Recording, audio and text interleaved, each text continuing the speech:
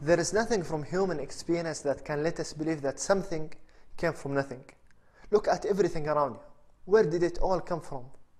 Imagine if we're traveling through the natural surroundings of the beautiful desert and we stumble across this mobile phone just lying there on the sand, and you ask yourself where it came from. Someone tells you, take a look at the basic components of this mobile phone. You've got the outer plastic and you've got the silicon chips inside. Someone tells you plastic is produced from oil and the silicon is produced from sand. And it's then explained to you that over the course of millions of years, the oil beneath the deserts caused to rise and merge with the sand, and through the heat of the sun and the heavy desert winds and strikes of lightning, these extraordinary events caused the creation of the mobile phone to occur. Just like that. Ridiculous, right? And it's ridiculous because everything about this mobile phone points to a design. It's too perfectly shaped and formed, and its features are too sophisticated for it to have appeared so randomly. Only Earth sustains life as we know it today.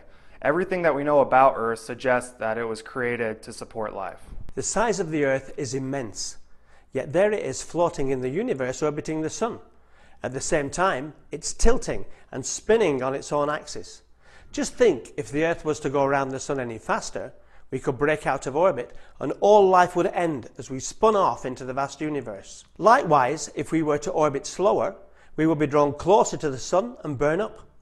If the angle at which the Earth is tilted was a few degrees off, then we would not have our seasons, and we would suffer all sorts of disasters affecting the weather, crops, animals, and the food we rely on for survival. And what about the Moon? Have you noticed how fully it hides the Sun during a solar eclipse, even though it's nowhere near the size of the Sun and it's millions of miles away? Everything is in its place, working in perfect precision. Can you imagine what levels of calculations are required to achieve this level of precision?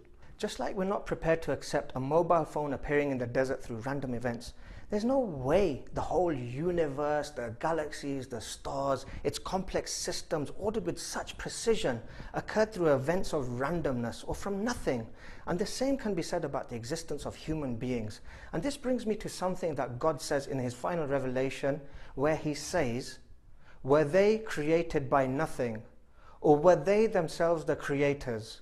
Or were they the creators of the heavens and the earth? Nay, but they are sure of nothing." The existence of God is the most plausible explanation and a very rational conclusion from all other ideas. If you force yourself to sit back and think about how we got here and all the things that fit together just perfectly on our planet, it's just very incredible.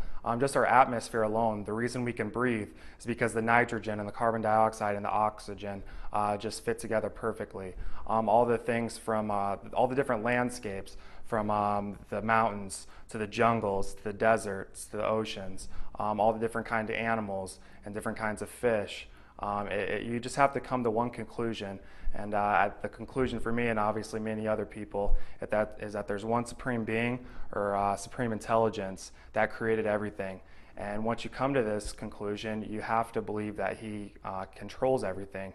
And for me, it's just very, very soothing and comforting knowing this. It's perfectly rational and reasonable to link what we see in the design and the reality of order with intelligence, power, and will.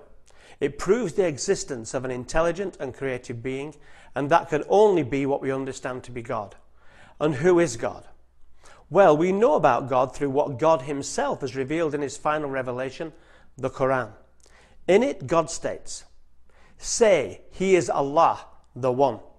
Allah is the self-sufficient master upon whom all depend. He begets not, nor was he begotten, and there is none co-equal or comparable unto him."